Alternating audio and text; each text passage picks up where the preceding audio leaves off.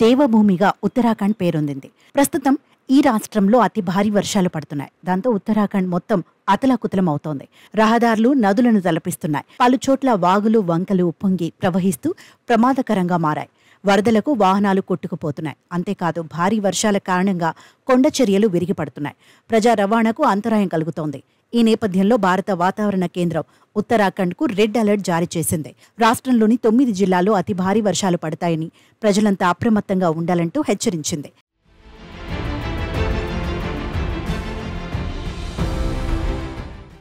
రాష్ట్రంలో 2 రోజుల పాటు అతి భారీ వర్షాలు పడే అవకాశం ఉందని ఐఎండీ అంచనా వేసింది. దాంతో చార్ధామ్ యాత్రను వాయిదా వేస్తున్నట్లు గర్వాల్ కమిషనర్ వినయ్ శంకర్ పాండే తెలిపారు. భక్తుల క్షేమం కోసమే ఈ నిర్ణయం తీసుకున్నట్లు వెల్లడించారు. కాబట్టి ఈ విషయాన్ని గమనించి భక్తులు చార్ధామ్ యాత్ర కోసం బయటకు రావద్దని విజ్ఞప్తి చేశారు.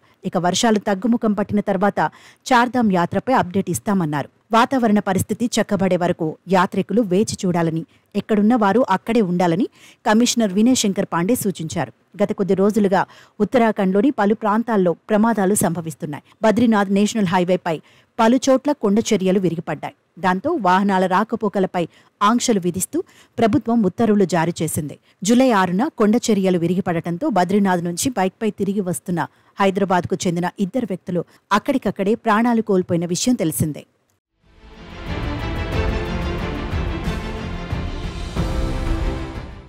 ఉత్తరాఖండ్లో భారీ వర్షాల నేపథ్యంలో రోడ్లపై చెట్లు విరిగిపడుతున్నాయి. వాహనదారులు ఇబ్బంది పడుతున్నారు.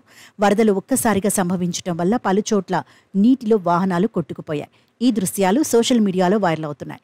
వర్షాల నేపథ్యంలో అవసరమైన చోట్లలో ఎన్డీఆర్ఎఫ్ సిబ్బంది సహాయక చర్యల్లో పాల్గొంటున్నారు. ఏది ఏమైనా అతి భారీ వర్ష సూచనలు ఉన్న నేపథ్యంలో ఉత్తరాఖండ్లో ఉన్నవారు అప్రమత్తంగా ఉండాలని అధికారులు హెచ్చరిస్తున్నారు.